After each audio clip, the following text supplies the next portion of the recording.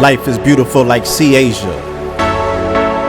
My entrance was independent, but we major. The challenge that's killing me is to balance humility with my ability to stunt like Lee Major.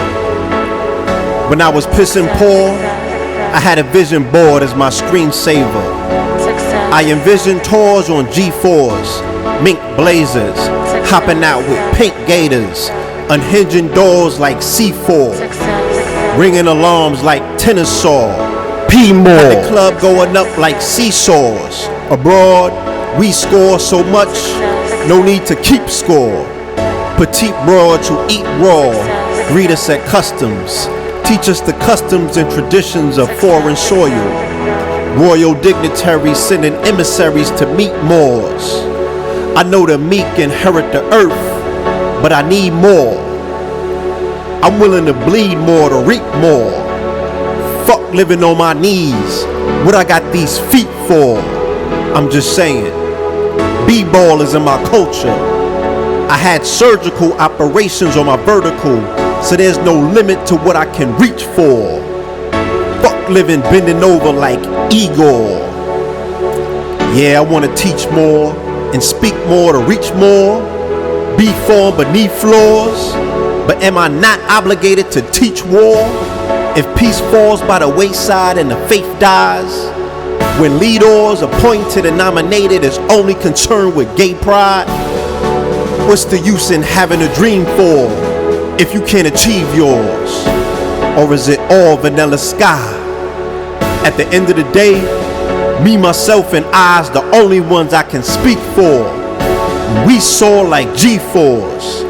Why else we got these wings for? So it's sink or swim the seashores. Get these M's or do we be poor? Why choose the latter? I use the batter to make dough and bread. Nigga, hold your head. Know the ledge converted gold from lead.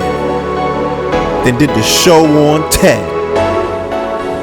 I make the claim that the eternal body of man is the imagination, and that is God Himself.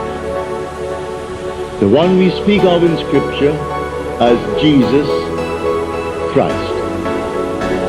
Success. Now we are told in Scripture to examine ourselves. Peace, family. Welcome to another episode, Underground Railroad Productions, UGR TV. As you can see, I'm with KT, the Arch Degree. Blue to the left, red to the right. For those who don't know or get confused by the twins. As you can see, we got this beautiful scene. Once again, yo, we trying to move more into nature. And, you know, being that we in this concrete jungle called New York.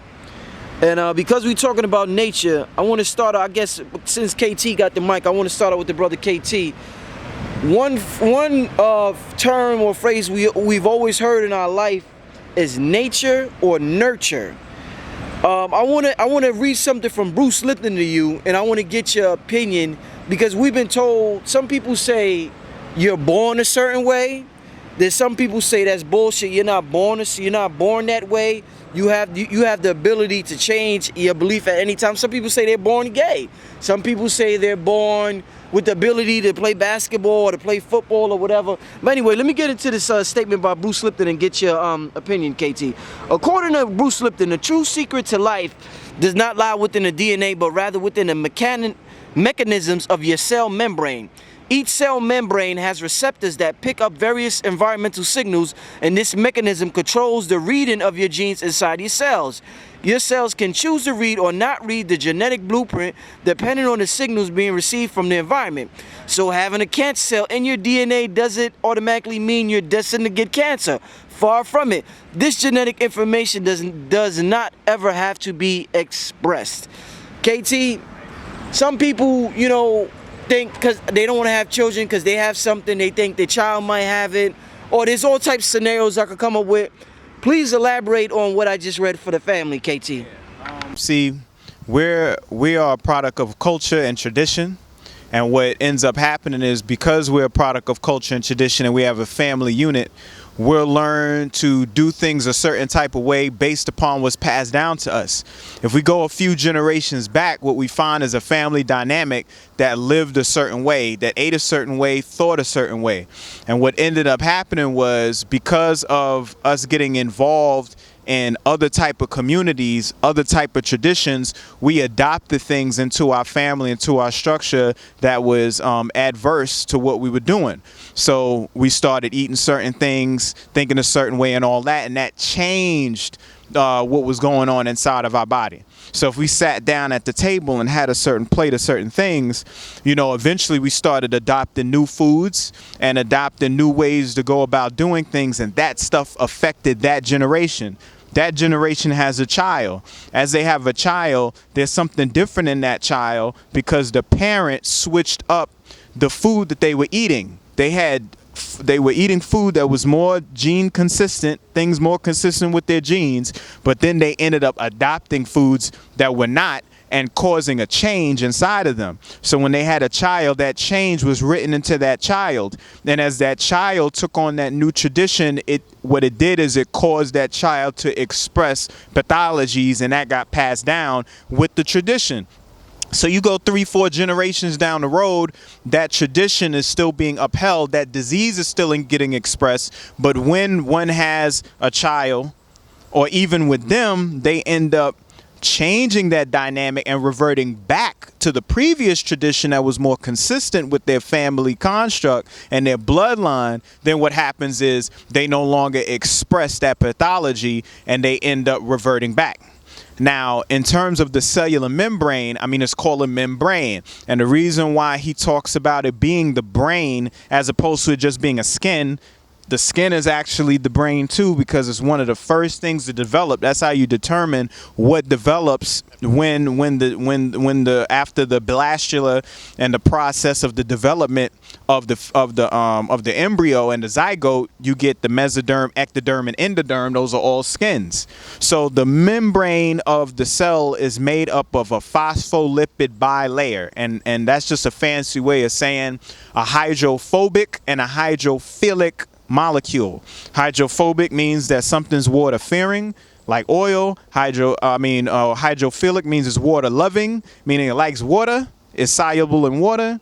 Hydrophobic means it's afraid of water, like oil is. So because you have a molecule that has a hydrophobic side and a hydrophilic side, you can create a vacuum within inside of an aqueous solution or liquid construct or a cell.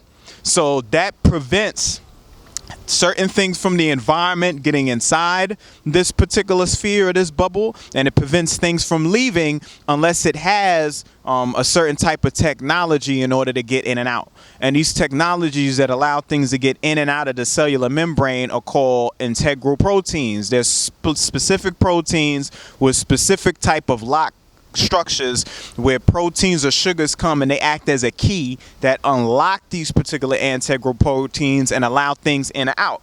So I'm going to use diabetes as an example. If we're talking about diabetes 2 is the diabetes that people usually gain. They're not born with it. They gain it, you know, in their diet and in their everyday life. And how diabetes 2 works is when you go to the receptor sites, the cells that are receiving insulin, the signal insulin that is necessary in order to let sugar into the cell, the receptor is damaged. And to make an analogy, if we was all ready to watch the fight, like when we was watching the Mayweather joint, right?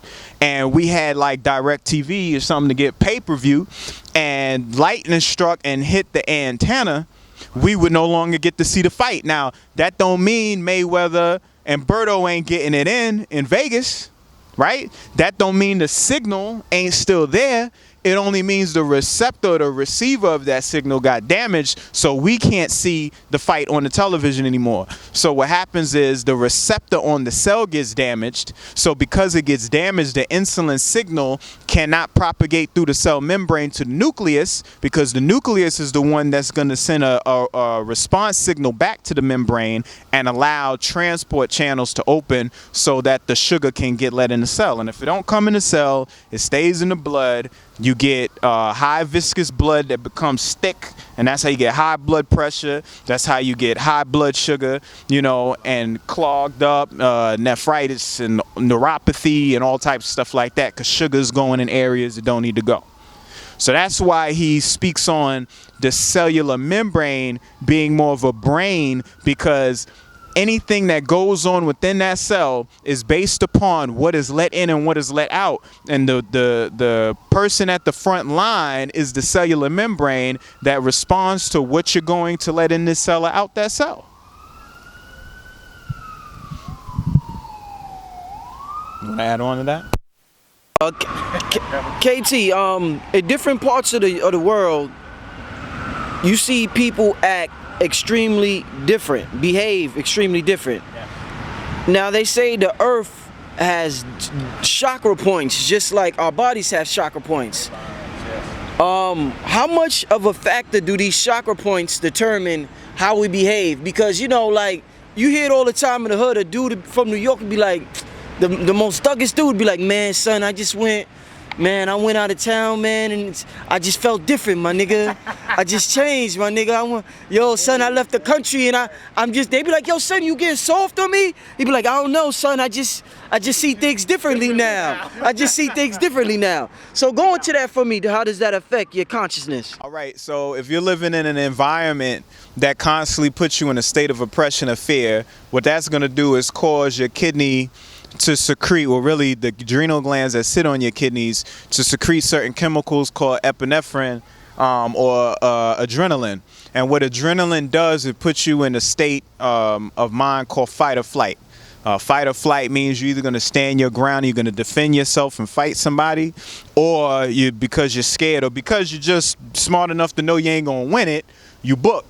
And what this does is it causes vasoconstriction, where the blood arteries start to tighten after the blood is told or directed into your extremities, into your arms, into your legs, so that you can run, so you can fight, so you can wrestle. Now, if you're constantly in a state of fear and survival mode, then you're always going to have adrenaline flowing, which is going to always keep you on edge and in a state of anxiety.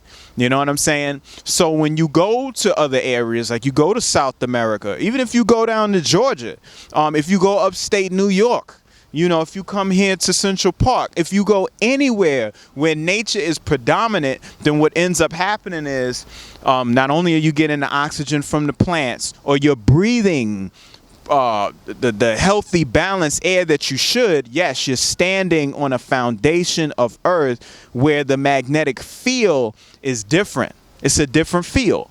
If you go in a certain neighborhood and it looks a certain way, it's because the energy is propagating a particular way. If you go inside Central Park and you see numerous herbs and trees that are proliferating and growing and developing and abundant, then you know that you're dealing with a ley line that's high energy, and nature's tapping into it. And if nature's tapping into it, then that means its waste product of all that respiration is going to benefit you. And that's how you benefit. You know what I mean? Plants are technology. You know what I mean? When you go inside the plant, you're going to find yourself a plastid called a chloroplast. You know, this is where really mitochondria comes from. This is where the whole aspect of us creating energy comes from. The chloroplast contains inside of itself thylakoids, which looks like these little discs that stack on top of each other. They're called grana, and they got lamellae that connect them. They look like little cities, little energy centers. And what they do is they absorb sunlight, they split water and make oxygen, they transfer electrons to another system. This system creates ATP and NADH that gives us energy.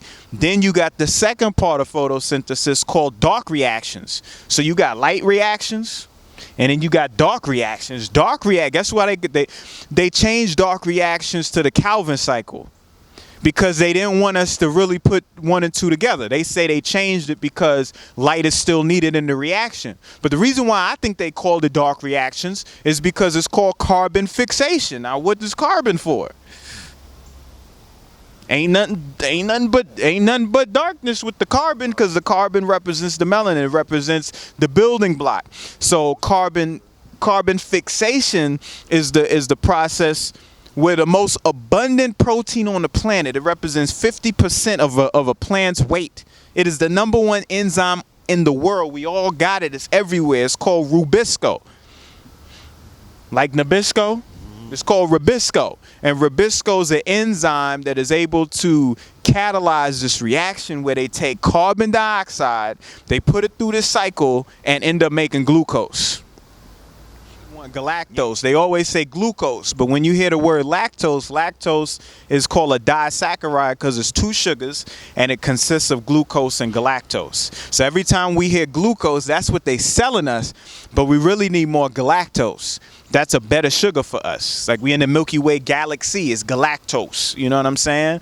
So that Rubisco is the catalytic enzyme that's responsible for putting carbon fixation into play, so that you take our waste, what we breathe out when we do our workout and we breathing hard and all that carbon dioxide coming out, they take that carbon dioxide and convert it into food.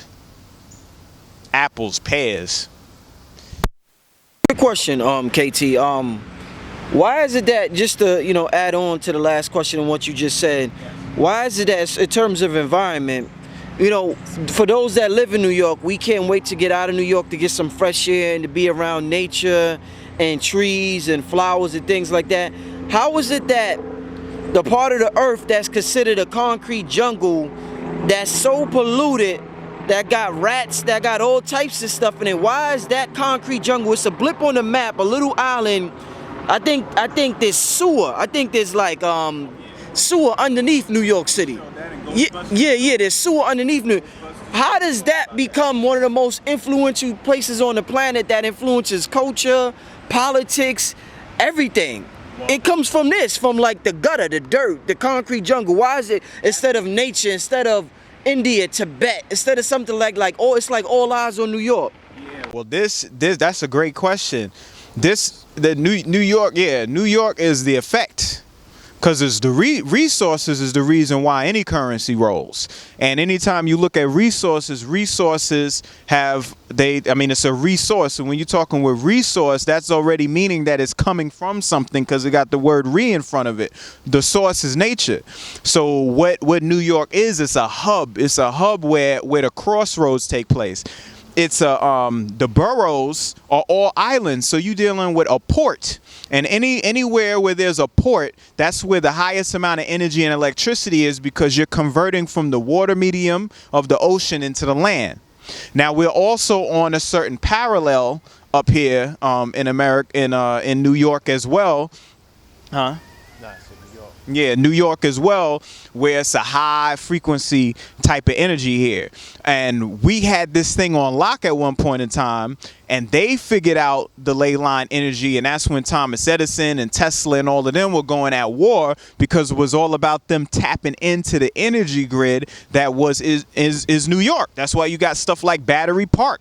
People think Empire State Building is an office building. Like, really? The Chrysler Building, like that's just an office building. The one Freedom Tower, nah. The World Trade Center was a magnet. Like these buildings, we see, first of all, where the action really happens is all the way at the top, where no one is allowed. And then there's mad technology going on deep inside. Because if you look at a tree that's 400 feet up, that root system is crazy. And it's the same thing with a skyscraper. They're not just gonna build a 300-story building and it's just straight on level ground. That thing is going down deep in that soil. So there is a harnessing of energy. Plus this is the real thing. We're sitting on as he said, quartz earlier. We're sitting on a huge reserve of not just quartz, but Herkimer, right? The Herkimer diamond comes from New York. And if anybody studies crystals, that's one of the best crystals for lucid dreaming. When you put it under your pillow, it takes you places. It opens up your mind. It helps your memory. It makes you more sharper. And these are just small little crystals. If we dig deep, we're going to find joints as big as boulders, and they're inundated throughout New York State. I mean, Niagara Falls is here. The Apple community is crazy upstate New York. So this is the city, is the entry point The Adirondacks, Bear Mountain. This is the entry point into the state coming from the water. It's the port. So it represents an exchange of energies. The same thing when you look at a plant, the interchange between the atmosphere, the water, and the actual anatomy of the plant is what creates the electrical gradient. So there's a huge electric gradient in between the port that is New York City and the state itself. And it's called New York. It used to be New Amsterdam. Like, the people who came here that put into effect what they had in mind for this to be, like, they didn't come here on like no humbug junk. They knew what they was wanting to do. They knew what resource and what energy was already inherent in the land, and their whole thing was, okay, how do we harness and tap into it? Vegan, KT? Yes, I am. Okay, great. I got a question that I asked vegans. I asked Minister Inky this question, and I guess this is the perfect background. It just reminded me of this question. See, being that, the plants are behind you. A lot of vegans don't want to eat animals because a lot of vegans say animals are living creatures and that they don't want to harm them. And a lot of people say that animals, when you're about to kill them, they secrete certain chemicals. So when we we see the videos of the pigs or the cows being slaughtered, and they secrete these stress chemicals, and we're ingesting it. So researchers say that there's this plant. Now plants are living creatures as well. Vegans eating plants all damn day. Researchers say there's this plant that's related to broccoli. There's this plant that closely related to broccoli. I think it's called the Natheo cress. Now, when this, I don't know if I'm pronouncing it right. Now, when this plant senses caterpillars around it, munching vibration, it secretes mustard oil because it's poisonous to the caterpillars. So now, if this plant doesn't want to be eaten, all these vegans run around tearing up all these plants, eating them.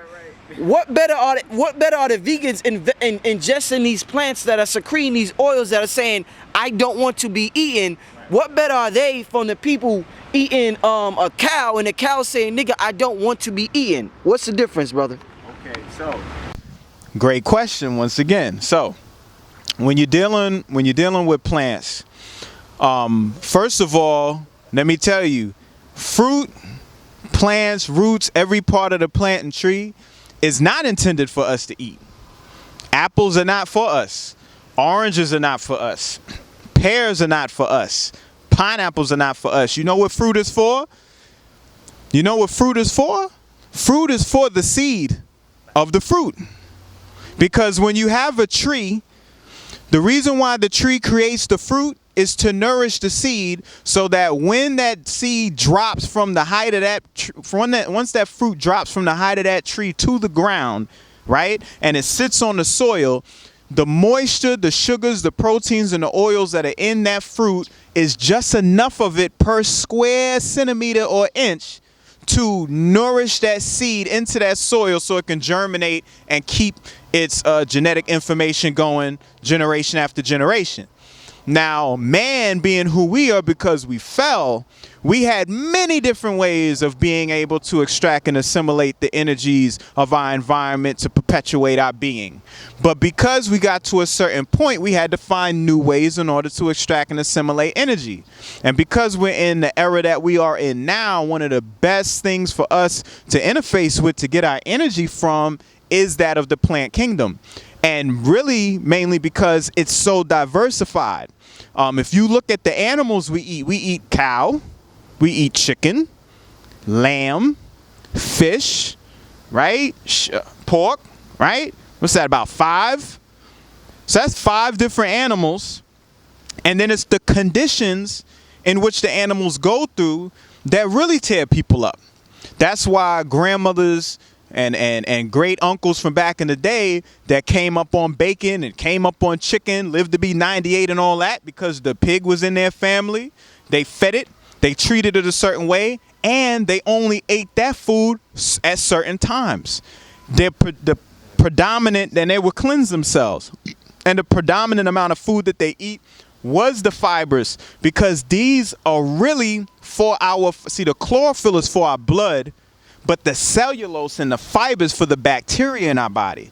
And the bacteria in our body is synthesizing certain vitamins and things that we need that usually the healthcare industry says that we can only get it from a meat source like B12, and vitamin D and stuff like that. We get that through synthesized processes that go on within our gut flora through eating the plants. Now, plants still do create protective measures, but some of their protective measures isn't for us not to eat them, but it's really for them to survive. So you got the whole concept of Velcro came from birds. As we walk through the bushes, they stick to our socks and to our pants. And what happens is we walk in miles, and as we walk through miles, they start dropping off into the soil, and then the plants start to grow. So that defensive measure that they made was really there to make themselves widespread, to perpetuate themselves. So we eat berries, we don't digest the seed. So as we rolling through and we taking dumps everywhere, we dropping seed and we growing the plants and we spreading the plants. So it's a balance. You know what I'm saying? It's a balance that nature plays. And those volatile oils, those toxins that plants do secrete, we have to be more aware of. That's why through herbal formulation, sometimes like with poke root, you got to boil that thing 3 times. You got to boil it, dump the water, boil it, dump the water, boil it one more time, and now you got something you could work with. If you do it the first 2 times, you out of here. There's a lot of herbs that even Sabi uses, and my mom has introduced me to, that if you don't know how to properly cook them, you're going to have yourself a problem. Ackee, which is one of the #1 products down in Jamaica, kill you in a minute if you don't know what you're doing. So it's what separates man from animal, and it's our cognitive functioning where we're able to kind of take our thoughts higher and look at the boundaries that nature has and use them as ways not to destroy the border, but actually utilize it in order to increase ourselves, in order to make it better.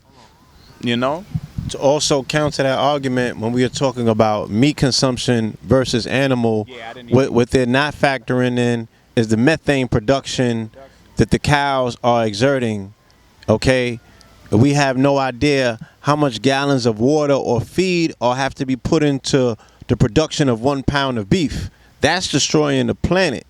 So if you look at the figures, right, and I did this yesterday in my presentation, this planet has now become a farm, all right? And when you look at the acreage, Farm USA, if you look at the acreage that's being dedicated to just 1 pound of beef, if you took that same acreage and planted plant life, you know what I'm saying? There's no equivalency. If you had to choose the better of 2 evils, let's say, you know what I'm saying? So you have this level of consciousness from this plant, which is life-giving anyway, versus the consciousness of this animal, this endowed with spirit, who is really emitting a frequency, living in fear its entire life. The plant doesn't necessarily live in fear its entire life. The animal was raised to be slaughtered, and it's being raised in an entire condition of filth. That's right. And it's always cognizant that somebody in its flock is dying, again, because it has a spiritual consciousness. There's a connection. So it knows it's fearing for its death all the time. It's knowing that its time is coming. And what is that animal eating? Yeah, and what is that animal eating? So the feed that goes into the animal, all of the production, the water and everything else, the waste that the animal is, the runoff, the waste, all of these things are environmental factors that are slowly killing the planet. Here we go. And lastly, remember, when we're eating vegetation, we're eating something that is alive. You know what I'm saying? We're eating something that's highly electrical and powerful. When we're eating flesh, the flesh is dead. And I love reiterating this point to people. Y'all don't know about transglutaminase. Transglutaminase, meat glue. Okay, they take pig blood, they take the cow blood. They isolate a protein. It's this white powder, look like cocaine. Okay, they take that cocaine and what do? They end up mixing it with water and they inject it in post-mortem meat. Meat that has passed this point of consumption. It's brown, it's gray. They inject it, and now it's red again. So most of the steak, chicken, and stuff y'all eating done got injected with transglutaminase. You don't. One thing, you know, being in the black community, one thing black people always criticize white people for doing is eating their meat medium rare, or they like their blood dripping. But the counter to that is that this is how they get the proteins, this is how they get the energy. You can't overcook your food. Black people like, this is how, is there any proteins that is gained by eating your meat medium rare opposed to like having it well done? No, because it's not about protein, it's about amino acids. I'm gonna say that again. It's not about protein, it's about amino acids. Your body creates protein in your body. That's why you have the DNA dogma, you know, of RNA transcription, translation, you know what I'm saying, and DNA replication.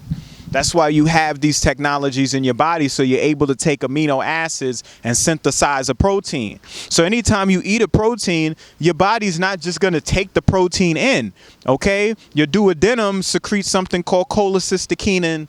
Cholecystokinin stimulates your gallbladder to secrete bile. Bile is used to emulsify fats so that the fats can get broken down properly to oils. You know, it turns from oil globules to emulsification droplets into lipids, into triglycerides and glycerol. And then you can do something with it. And then when it's proteins, it gets broken into polypeptides, peptides, and proteoses down into amino acids. And then you take the amino acids and you build it back up into what you need. But you would like to invest in a source that's gonna help you with all that goddamn energy. Like, why am I gonna go to a dead source that's devoid of energy that can't? That's like me trying to start a business with a no good nigga. Why would I do that? I'm doing all the work. Huh? Blood's energy when it's alive. Okay, when you look at a lion kill a zebra, what the lion does first is it licks up the blood because it's still warm and full of nutrients. The second thing the lion does is gut it, because the contents of that gut, he's an herbivore. He's going to be eating all the plant material that the gazelle had. All right, and then what those do is it stimulates the bacteria in its body, and it also creates the fiber and the cellulose to assist it in digesting the flesh that it's about to eat. Right. You know, the Libra don't got no Hell's Kitchen. You know what I'm saying? Throwing it up on the stove or whatever. They don't go down like that. I want to talk about Coca-Cola real quick, because they had brought Coca-Cola up at the event last night. I wanted to say something about Coca-Cola, man. Coca-Cola, as most people know, started off as a drug. There's real cocaine in there now. If y'all Google the Stepan Company, STEPAN, this is the company in America that the government allows, is the only company in America that the government allows to import cocaine leaves. You hear what I'm saying? They extract the cocaine from the leaf and make a non-addictive version of it to put into Coca-Cola. They allow them to do this. It's non-addictive, they say. The rest of it, they send off to a company called Mellencamp. I think it's in upstate New York, where they're the only pharmaceutical company allowed to use cocaine in pharmaceutical drugs. Look it up. So Coca-Cola still got dope up in there. Like, the only thing I'm trying to tell you is the food you're eating is drugs. It ain't 50, 60 years ago when people had farms and was eating meat. I'm in the South. I'm not going to nobody's crib up in the South like Satuk. I'm not going to go up and, raising hand, they got chicken on the table for dinner. I ain't going to get up on the soapbox. It ain't happening. They know what they doing. You know? I said this in the lecture yesterday. I highly doubt, if for some magical reason, you know, at a snap of a finger, Europeans disappear from America today, I highly doubt the niggas will go to killing cows tomorrow to make their burgers. Now, I didn't say Africans, because we know the Africans get it in when it comes to that cow. But niggas here, I can't see them killing their own cows and making hamburgers and milking them and all of that. So you need to cut it out. Like the level of consumption, you're only a consumer when it comes to this foods. You don't even have the gumption to do it yourself. You feel me? People are too far removed from that process to actually put in that level of work to cure, cultivate, and kill their own food. You know, so That's why 12-year-old girls are looking like they're 18 right now, because they're getting the runoff when they drink that milk and they get that cow protein, they eat that chicken, they're getting them antibiotics, and it's stimulating their puberty. You know what I'm saying? So they end up going into their developmental biology real early. Because they eating the chicken breakfast, lunch, dinner. They drinking the milk breakfast, lunch, dinner. We're eating too much of it. I'm just saying, yo, slow down, like Brand Nubian. Just take a break, pause it for a second. You know what I mean? The same way that you can eat 10 different meats throughout the week, 3 times a day, you telling me you can't squeeze a juice in there? You can't eat an apple? Like, get it in. You know, we're talking about environment, we're talking about health. Why is it that in the West, in Western culture, we associate being unhealthy with being overweight? So if we out here filming and we seeing a sister or a brother or anybody walk down that's about 200, 300 pounds, we might say, damn, they're a little overweight, they need to, you know, they need to change their diet. Now in the East, when you see somebody unhealthy, they're skinny. So over here, you unhealthy, you fat. Over there, you unhealthy, you skinny. You look like you damn near dying or whatever. So what's the difference between why are they unhealthy and skinny over there and we unhealthy and fat, obese over here? Now, I'm gonna come back and ask you to more specifically state what locations with the big people. I guess you could say Asia. You see a lot of Asians. You could say Africa. You could.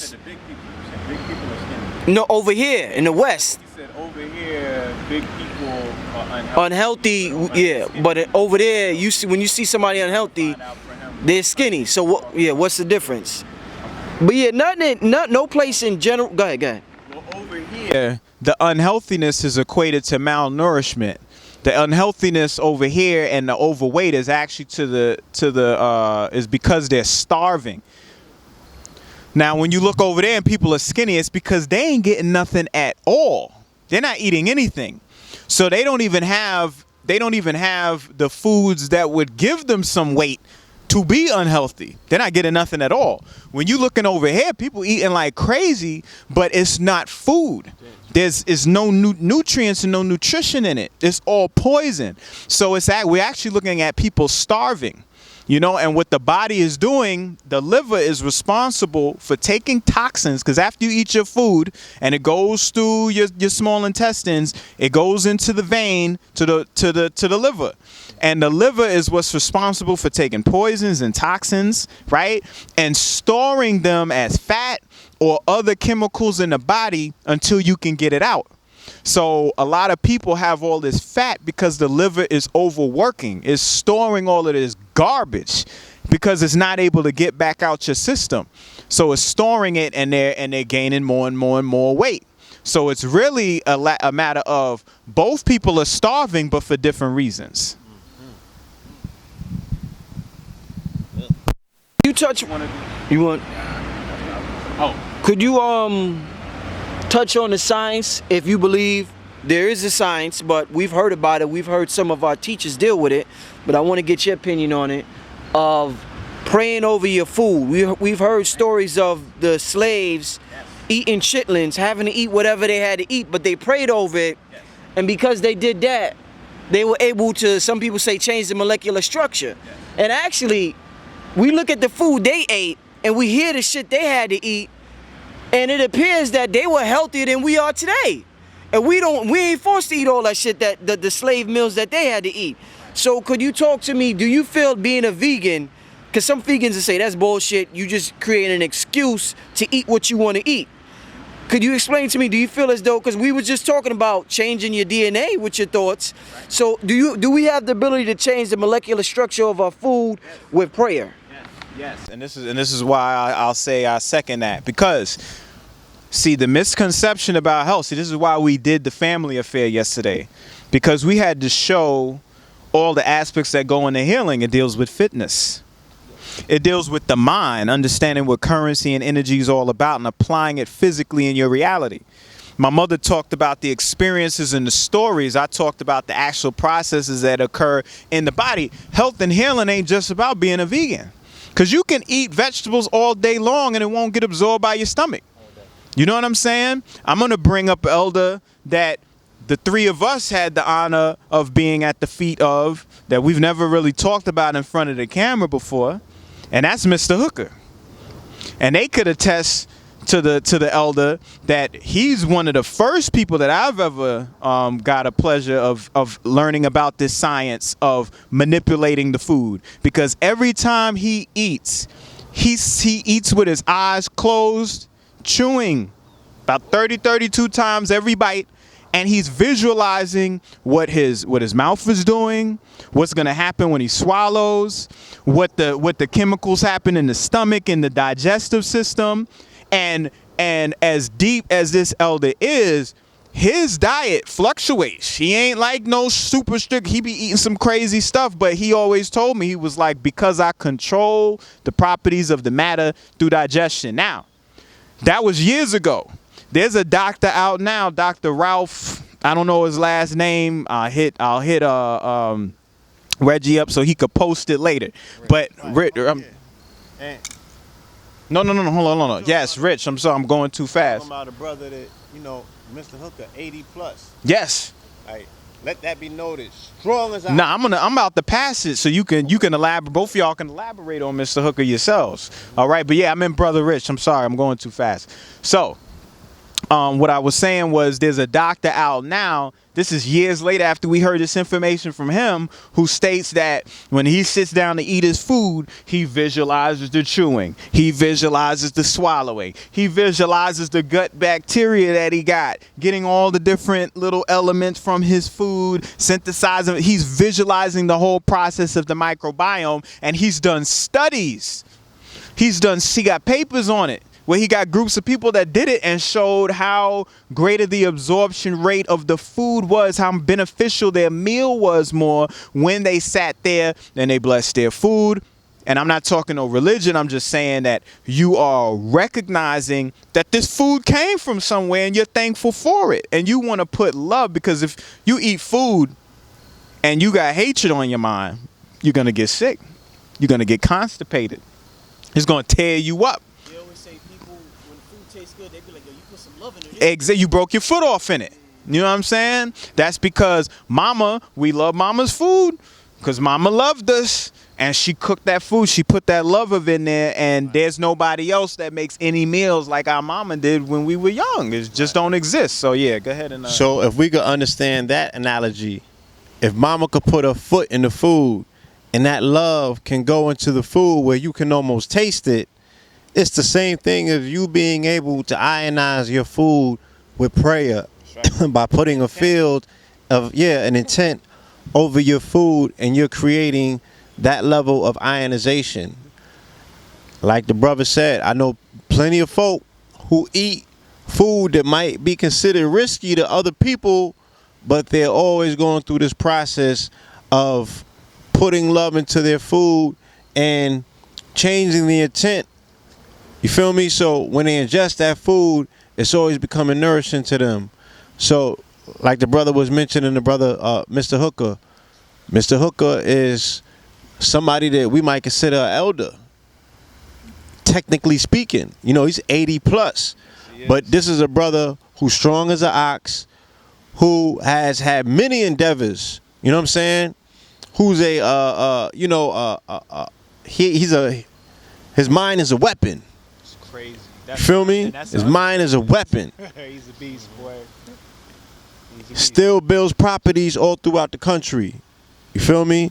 He doesn't physically build them anymore, but he's in charge of, the process. He has people building these properties for him. But yeah, if he got to be hands-on and get in there and do what he got to do, then that's what he's able to do. You know what I'm saying? So there's, and like the brother, that's his diet. You know what I'm saying? He eats what he wants to eat, and he's able to metabolize that food, you know, to his particular will. So by using his mind, he has a very strong mind. So we have been able to see through example, our own personal experiences, how these things are possible. You feel me? Now I don't know if it's just about the extent of the strength of somebody's mind, whether they're able to pull it off or other people aren't. But if you're hearing this and you haven't tried it and you want to get into it, just continuously start, you know, start again and start. You see that it's starting to work for you. You know, start with the intent of the food being able to digest itself and give you more energy. And as you see these things start happening in your reality, then you know that these things are working, but you have to believe it first. And that's going back to the biology of belief. You know what I'm saying? Everything is belief, everything is feeling. And that's where the intent comes in. You have to feel. You feel me? So that's the science of it. No doubt. You want to say something? Question, I guess, is centered around stress. In reference to, you know, health in our body and whatnot. Now, my mother passed away when I was 25. When I was 25 years old, she passed away. And I often wonder, like, I'll be in the street, and in my neighborhood, I see people like, I see homeless people that I've seen since I was probably like 9 years old, just walking around crazy, talking to stuff, but still in good shape. Walking around crazy, still moving, not on dialysis. Obviously, they're not getting their insulin for diabetes or whatever. They ain't got no health care. Obviously, they're not going to the dentist like the average working Joe Schmo. So, is there a certain level? What is it about certain homeless people that I guess, and I'm not the first person I heard say that they just appear to be a little more healthy than a person that has aspirations, or a person that's, you know, trying to be healthy, or a person that has an apartment, they don't have to be out there. You get what I'm saying? But some of them just appear to be a little more healthy than the average Joe. So is there any signs you can see in that? Well, I would say this. For the mere fact that they're independent and on their own, they're not dependent upon society. They're not getting caught up in a lot of the things that take over our mind, that infiltrate and distract us. We invest a lot of energy into those distractions. And all that energy invested in those distractions take away from our true power. When we turn off the TV and start to study, when we then close the book and actually apply, we start yielding great results. So people who don't have responsibilities like that, and they're focused on their day by day, they're not caught up in the same things that we're caught up in. They're focused on themselves and their independence and their survival. So that's what they know. And when we look at them, we see that. Now there's a wide variety, you know, of people that are on the streets. Some of them look healthy, some of them don't look healthy. And what the specific precursor is that separates one from the other, I'm going to just say I don't know. But if I had to take a stab at it, you know, like I just said previously, is because of the fact that, you know, they got to fend on their own. And anytime you got to fend for yourself and defend yourself, that creates another type of strength inside you, which is going to cause your DNA and your mind to express certain things. You know, sometimes that crazy that they're putting out in the front is just for us, so we stay up off them. We don't know what it's like once we've been that corner. You know what I'm saying? So, yeah, that's my take on that one. A little bit on, you know, we dealing with health, and of course, sex is related to health. So I got a sex question. From the time a person hits puberty, until the time they die, especially dudes, spend a whole life trying to bust that nut. You spend an eternity trying to get that nut off. Some dudes go as far as raping women. Dudes will ruin their whole family just to get that nut off. Extreme measures to get that nut off. There's something about getting that nut off. So from a scientific perspective, I want to ask you, what the hell is going on inside of your body that's so pleasurable that a person will do anything they spend their whole life trying to get that nut of what's going on inside their body that is making them crave that nut so much. Because they say when you well, just go ahead, answer that. Yeah. Somebody wash this man's mouth out. Just trying to stand here being assaulted by the word nut over and over again. Yo, it's the one thing that got you here. Like, you know what I'm saying? That's how we got up in here. So yeah, that's impressed upon our consciousness. It's to get back to that motion. Ain't nothing like I talked about it at the Evolution Conference in terms of, you know, my mother even talked about it last night. The erection is the engorging of blood inside of the phallus in the spongy tissue. Your blood has nothing but iron in it. So it's oxygen and metal, you know, that ends up creating this wire. And a woman's vagina is cylindrical and it has these rings of copper in there, and you end up creating induction. Yeah, it's coils. You charging up, and with the melanin in the skin, with the quartz, you're longing for electricity. It's energy. We all know that an ejaculation has to do with energy, because when we ejaculate and let our seed go, we spent. Our essence is gone. You know what I mean? It's like if you talk about a plant extract is the best part of the plant. You get 20 pounds of a certain herb and you boil that thing down to 1 ounce. That 1 ounce is the most potent part of all that 20 pounds. That's what sperm is. That's what semen is to our blood. It's the most potent part of the blood. You know what I'm saying? So we are engaging in the exchange of bodily fluids, was just an exchange of chemical energy, which is just an exchange of an electricity. It's a plug is going to always long for a socket. Like, what the fuck? Design denotes function. Now, rape occurs because there's an imbalance in testosterone. There's an imbalance in the brain. Yeah, they trying to get money. They trying to get paid. They're like, okay, they don't see the value in it to a certain degree. They see value in it, just different than what it is, so they turn it into a business. You know what I mean? That's what they want to do with it. It's theirs. That's what they do. You know? But the reason why we want it so much is because we are here to procreate. What is life about? Life is about passing genes down. You know? And we know that that's it's just that in the practice of passing down genes, it's a hell of a feeling. So we like, yo, we don't got to pass the genes down yet. We can just practice. You know what I mean? And women is the same thing. They long for it as much as we long for it. We just go about it differently because we two different energies. Same coin, two different sides. So would you say without the rules and the regulations and what culture affords humans, that our natural nature outside of that, if we were in the wild, it would be to naturally procreate, to just get it in. You feel me? That's right. Sure would. That's society shapes us. That's the vibe. When we meet, like when you deal with society and men meet women, and their feeling in that moment is, yo, let's go and let's do this. Sometimes it might be a build session. Sometimes it might be on some foreplay tip and just enjoying each other. And then on some other tips, they going all the way in. Regardless of what state of arousal you want to experience with the other is up to you. And we're supposed to be mature individuals enough to be able to properly execute those scenarios without disastrous ramifications coming out of it. You know what I'm saying? Because it's a part of the same way that we sit like, and I'm gonna bring Mr. Hook up on this again, because he's one of the masters of mental foreplay. Mental foreplay. And a lot of the brothers know what I'm talking about. When you sit down and have an intellectual conversation with a woman, you know what you're doing, and you stimulating her, and you making love to her through your words, and she's wet on the bench from the conversation. And then you kiss on the cheek and you walk away. And you leaving us stuck.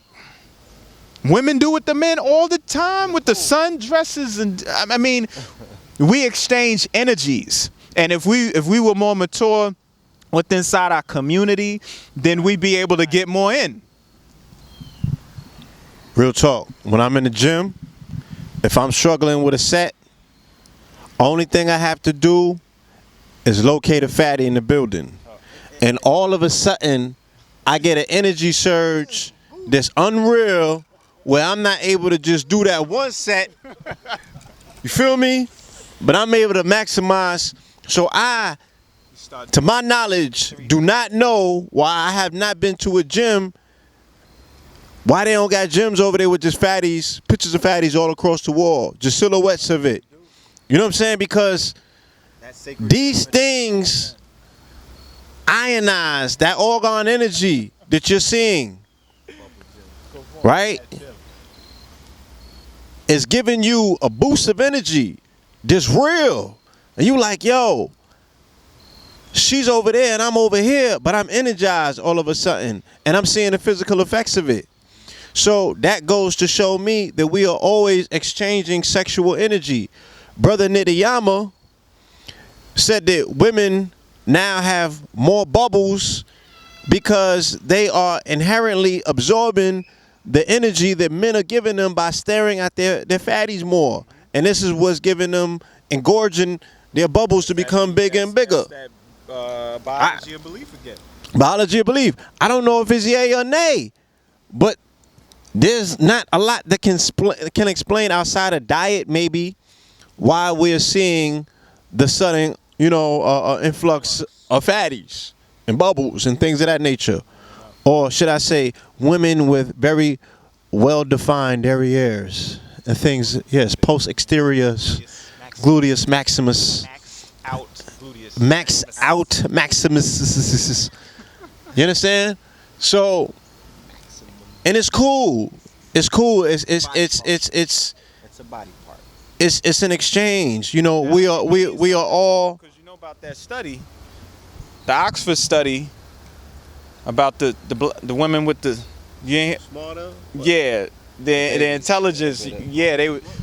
Yeah, he said, "What you talking about, brother?" Yeah, there's an Oxford. Yeah, he been on that. But they actually did an Oxford study on the women that had the larger derrieres seemed to have a higher IQ, quote unquote, intelligence factor.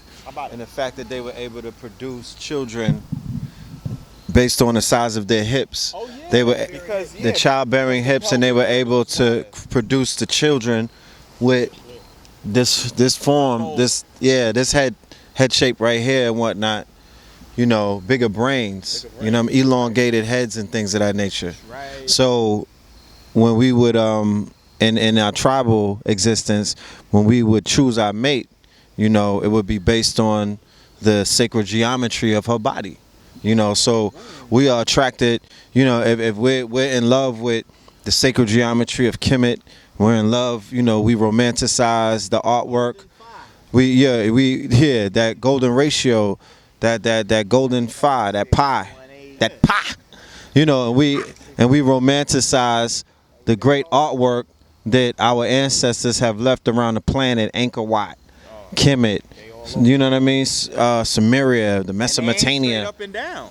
What I'm saying is the same sacred geometry that we fall in love with this artwork, we can attribute that to these walking pieces of this walking art that was molded in pottery barn, not the pottery barn, but the pottery barn, like God's will, you know what I mean? God's patah, molded.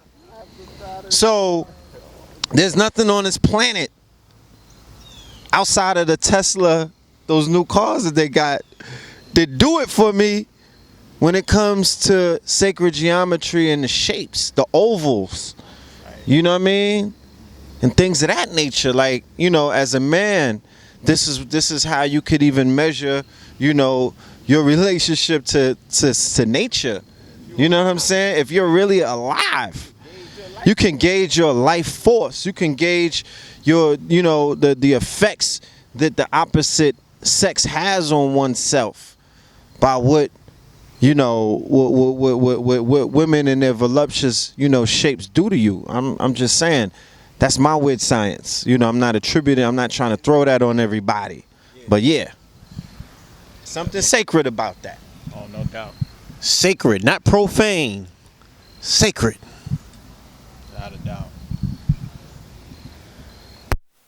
want to ask you real quick about, is there any connection with blood types, your blood type, and what you are able to consume? Many people have observed, the reason why many people don't want to get into vegan health and vegetarian diets, they observe people outlive vegans who eat any motherfucking thing they want to eat. I mean, to eat potato chips for breakfast and Pepsi for dinner.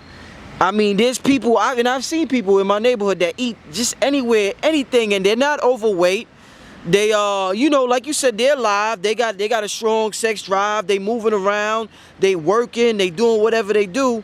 And you have some vegans, like I talked with Inky about this also. There was a lady that lived to be 100 and something, and they said, "What you eat?" And she said, "Bacon every morning for breakfast. I eat bacon."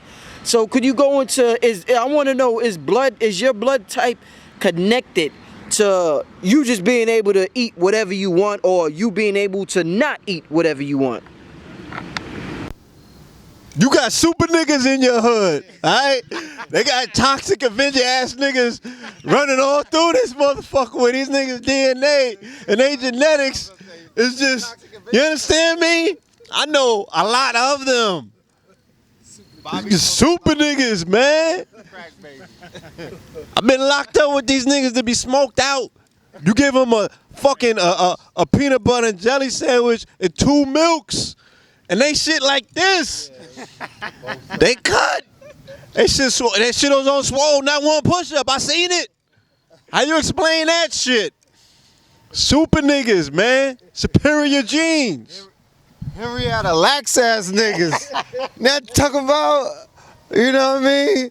X and Y chromosome ass niggas. Like, you got anomalies out there. Let's be real. Let's be clear. Bunch of neos. Yeah, man. Yeah, man. You don't know what that person is going through personally. You know, you see him every day when you go to work. Y'all might chop it out, but she might not be able to get it up. He ain't gonna tell you that. He gonna tell you he smashed everything he see. You don't know what his mental faculty is like. You don't know what his dreams are. You don't know if he's going to the clinic, what them reports is saying. It's just you judging the book by the cover. You know what I'm saying? So in terms of people eating a lot of trash and still looking good, like I said, it's an illusion. I was talking about this yesterday with colors. You know, I got a blue shirt on. It's blue right here because it's reflecting blue, not because it's absorbing it. Same thing with the red. It's reflecting it to you. It's not absorbing it. You know what I mean? So it appears like I got a blue and red shirt on. But it's really the light that's getting reflected back to you is the reason why you see this color. So we go off a lot of what we see, but our eyes play tricks all day long. You know, our nose helps us better. Our ears help us better. Our taste helps us better. Our intuitive nature helps. There ain't nothing that got more energy than trees. And there ain't nothing more abundant than the vegetable and the bacterial kingdom on this planet. I'm sorry. Let me say this. In defense, and all jokes aside, we definitely have to acknowledge that there are those amongst us who have resistor genes. Their genes are just resistant to any and everything that you throw on them. You know what I'm saying? They survived this, they survived that, they done made it through crack, they done made it through, bad cooch, they done made it through heroin, they done made it through a lot of shit. You know what I'm saying? So, look at our people. Look at our people and how we've survived dealing with the oppression, dealing with the slavery. So, right. You know, that don't mean we don't because we look good and we're alive and we going to work that we aight. No, we tore up from the floor up. So we are talking about different generational phenom. You know what I'm saying? Many of those children were born out of resilient parents, so their genes were just a little bit more resilient. But in our generation and the generations that are after us, what we are seeing is a higher degree of children getting sick a lot younger. What we are seeing is people dying a lot younger from debilitating diseases. What we are seeing is our people becoming less resistant to the bullshit. You know what I'm saying? And becoming more susceptible to any and every health, disaster and criteria under the motherfucking moon. So we have to be pretty much that much more honest to say, look, the people that you're referring to, they may come from a different era. But the people that we're referring to, who just coming straight from Similac to McDonald's and beyond, no, those people are more susceptible to some sort of health hazards, and some of them haven't even lived the full cycle because we still neck and neck with them. We still in our 30s and our 40s. We ain't get to our 60s and 70s. You know what I'm saying? We have not seen what an entire life cycle of GMOs look like. We have not seen what an entire a lifestyle off of fast food look like. It's still somewhat relatively new in the cycle of things. It's not 50 years old. You know what I'm saying? Having a diet completely of plastic is not 25 or 30 years old. If anything, it might be 25 or 30 years old, but it hasn't exceeded that. The ramifications of that we can see in the 25 and 30-year-olds. You know what I'm saying? Yeah, if you need some references, go to any hood USA. Or just go to the emergency rooms or go to these hospitals and start getting some of the diagnosis of what people, go to the OBGYN. See what some of our people are coming up into these places with at a much younger age. Yeah, let's speak to a mortician. I remember there's a mortician had came to one of the lectures. We need to get in contact with him. Let's go to these morgues. Let's see what the condition of these bodies coming through these morgues look like. You know what I'm saying? Let's go to these hospitals, if for nothing else, to get some eyewitness accounts from the doctors as to what our people, what condition they're coming into these hospitals in. So we don't got to speculate, because anybody that's here dealing with, you know, in the hood health practitioners, I know what type of phone calls I get. I know what type of people that's coming to see Sabi and my mother and my aunt and everybody else. I know. You feel me? I've seen it. But if you want a larger aspect, a larger slice of society, wherever you at, whatever city you in, let's go to these hospitals and talk to these doctors and get a clear diagnosis of what's exactly going on with our people dealing with these diets, instead of selecting those 1, 2, or 3 examples who have survived the fray because they got some sort of resistant gene. You know what I'm saying? Like I said, these niggas done smoke crack, done dope. They eat Frito-Lays. You know what I'm saying? Yeah. Drink soda and shit, quarter waters. Yeah. Eat groceries and all of that. And they still ticking. You know? Them niggas who, they gonna have their genome up in the lab making fucking super soldiers and all types of shit. So, I don't know. That's it. I got one more question. I was talking to a brother about, I think it was about a month ago.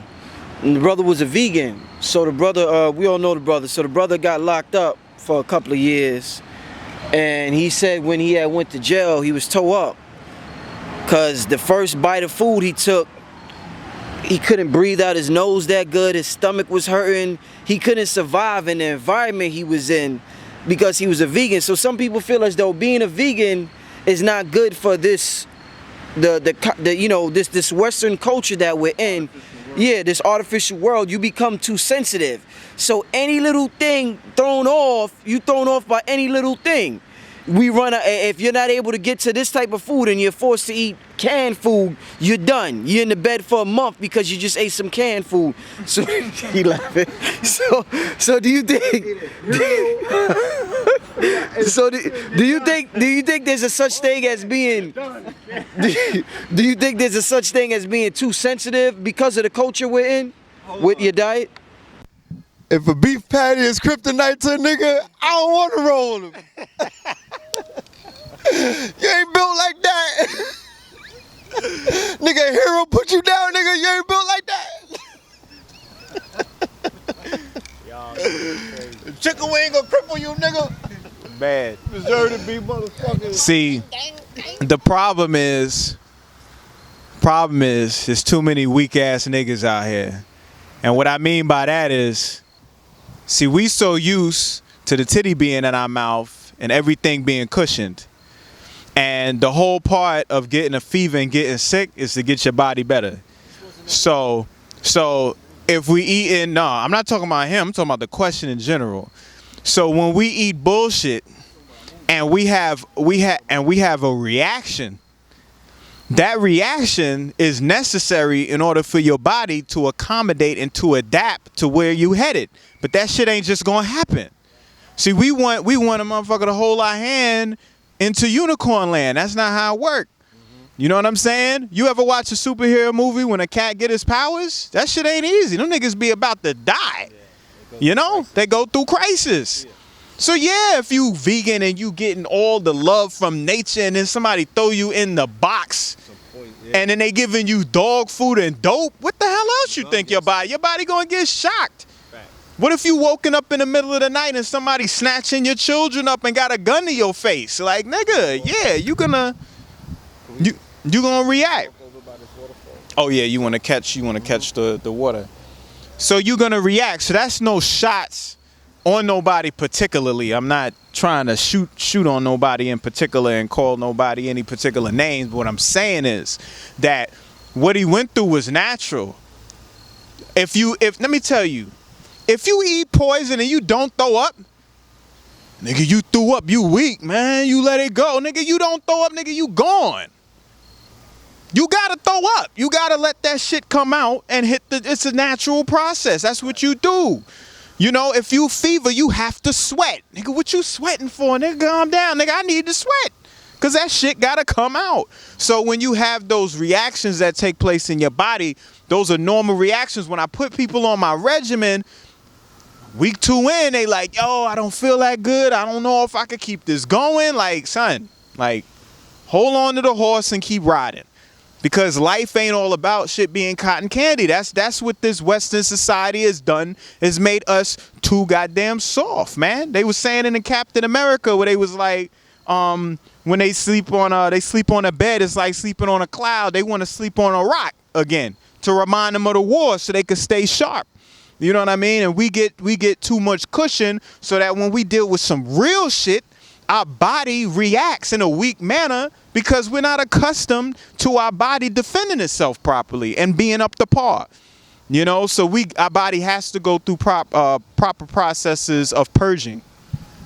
And this harkens back to the last question when we were talking about the resistant gene. You know what I'm saying? And that reminds me, you know, of people that expose themselves to bacteria to be resistant of certain levels of bacteria when they get introduced to them. And this is what I was talking about initially about environment. You know, somebody had reminded me when I came back to New York about last year or a year and a half ago, an elder came and picked me up. And his brother's a meat eater, you know, and he's an elder that's been in many different communities. And he was just reminding me about the level of aggression that you're supposed to have when you're in the city. He said, nigga, every day that you wake up, remember, like a lion, you in the jungle, you have to go out here and kill something to motherfucking eat every single day. So he said, never let that diet that you on interfere with the fact that you always got to have blood in your mouth. Dig what I'm saying? And of course, the brother was a meat eater, also considers himself quote unquote conscious, but he said, look, this environment is not the environment for that diet. You cannot be out of tune with the fact that you have to be willing to kill out here every single day to eat. Now, for some people that's hearing this, we're talking metaphorical, all right? We're talking about an attitude that you have to have when you're in these particular jungles and how you have to lay your game down continuously to make sure that you're bringing in what's necessary to bring in. And I have myself noticed, yes, in the community, there is a level of softness, especially amongst people who only eat plants, who only hug trees. Yeah, especially the soy boys and things of that nature. You know, there is a disconnect from what's necessary in order to implement, a continuous regimen of having a trap and maintaining it. That's why I recommend still get into that gym every single day so you have proper testosterone production in your body. You know what I'm saying? You do not fall under the bar of what's needed and necessary for a certain level of aggression. All right? But, whether the conversation of whether this terrain or this environment is conducive to a vegan lifestyle versus one of a carnivore, that's a conversation that's still up in the air. That's personal. Yeah, it's still up in the air. And I don't think that it's played out long enough for us to know exactly what the deal is. I handle mine's different, but I definitely can bear witness to say, yeah, I've seen people that, They've gone a little soft. They don't have that drive and the tenacity that's needed and necessary to stay ahead of things, especially in an environment like this. Now, two things. Blood don't exist without chlorophyll. That's where blood comes from.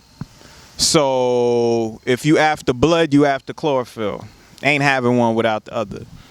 In terms of tenacity and aggression, in the community, I don't care if you eating ribs or you eating Brussels sprouts, nigga. We all weak right now because we ain't doing shit like we supposed to be doing. And we can't point our finger at a nigga eating a hamburger or a brother eating broccoli. Neither one of us is standing up and doing a damn thing. And also in regards to getting it, nigga, I ain't seen nobody grind like Sabi yet. I'm gonna say that again. I ain't seen nobody grinding like Sabi yet. You know what I'm saying? In regards to what he's done to the 80s to this point now. And that's what he swear by. You know what I'm saying?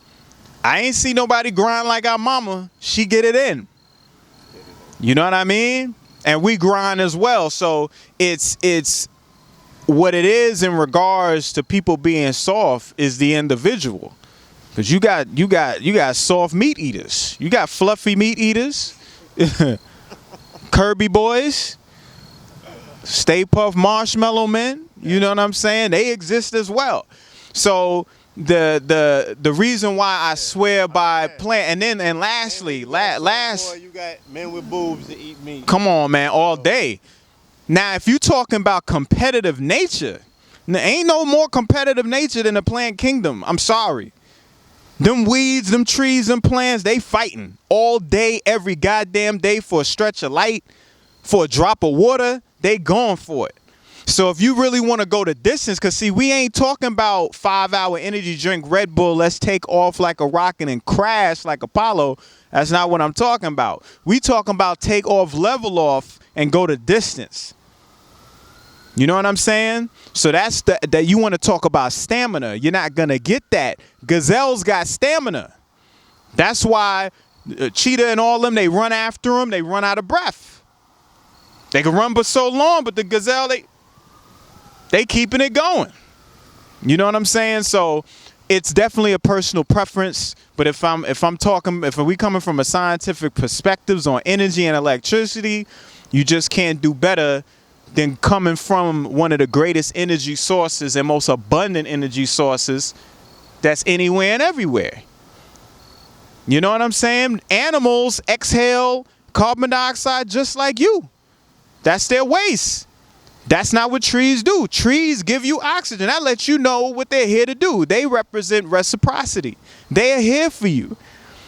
So if they give you breath, okay, they give you homes through lumber. Every book you ever studied came from cellulose. Every ink that every word was written with came from the ink of the tree. You know what I'm saying? I mean, we could go on all day on the contributions. Our whole reality, in any industrial area that creates product is called a plant. We live on a planet. We talk about different planes of existence. We talk about the tree of life. Ain't nothing stronger than no blade of grass that got goddamn 1 million pounds of pressure on this shit, break through 1 million pounds of pressure just to goddamn reach up and get some sunlight. Yeah, I want a piece of that. I don't want the antibiotic jammed up the booty hole cow. Carcass. Right, carcass. Yeah. You know what I'm saying? Walking carcass. Straight up walking dead World War Z ass. Zombie, yes. GMO'd, cowspiracy infected. 4-leg zombie. Come on, man. I'm supposed to put that shit on some bacteria infested yeast bread, white, straight up, stripped of everything. I'm supposed to substantiate eating that as opposed to some goddamn watermelon. Do you know what watermelon do to men? Watermelon is what gets your testosterone level, right? Watermelon gives you strong back. If you really want something to help your erectile dysfunction and get right with your woman, eat watermelon with jet black seeds. Just eat them, you and your wife. I guarantee y'all will have a great night every night. Watermelon. I mean, you can, but I'm just saying make sure it got seeds in it. Make sure it got them jet black seeds in it. That watermelon got that charge. You know what I'm saying? So I'm talking about, look, eat what you want to eat. But what I'm saying is, don't throw the plants out because you eat meat. I'm saying in addition to. You know what I'm saying? Make sure you getting it in. Make sure you constantly getting that in, because that's going to help. It's going to prevent that meat, because that meat going to sit in your body, it's going to turn, and you're going to have them problems, man. 10 items that I could go to the health food store or Whole Foods or Trader Joe's right now for the family that's watching. Give them 10 items that they could immediately go and grab right now to give them that boost. Yeah, that boost. As I say, get some watermelon. Most definitely. You want to always, they say apple a day keep a doctor away. It's true. Eat your apples all the time. You want to keep lemons every day.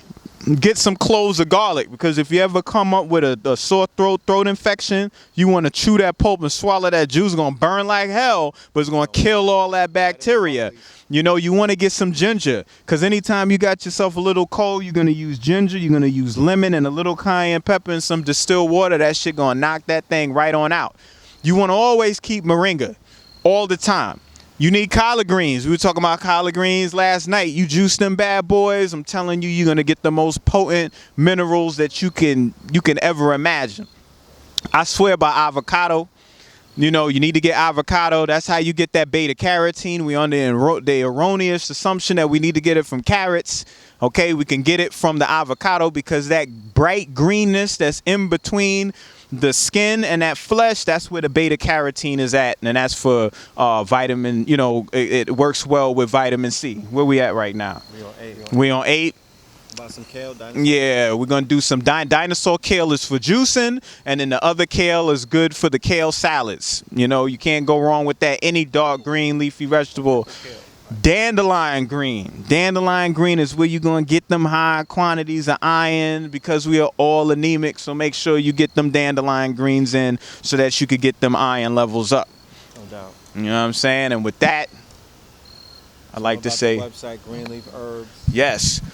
Greenleaf-herbs.com. That's where you're going to find Mama Pill, KT the Arch Degree, Red and Blue, giving you all the health information you need in health products. You could call for consultations. You could also contact me at kt.kamani@gmail.com or hit me on 44492-2026. We got Oceans 14, My Power. Huh?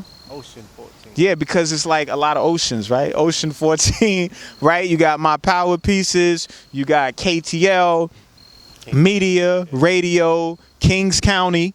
You know what I'm saying? And then we also got sadiesbabies.com for the babies, the cloth diapers, the cloth menstrual pads for the women and things of that nature. So we got it all in the family. Whatever you need, check us out. We in the building. Peace. Coming soon.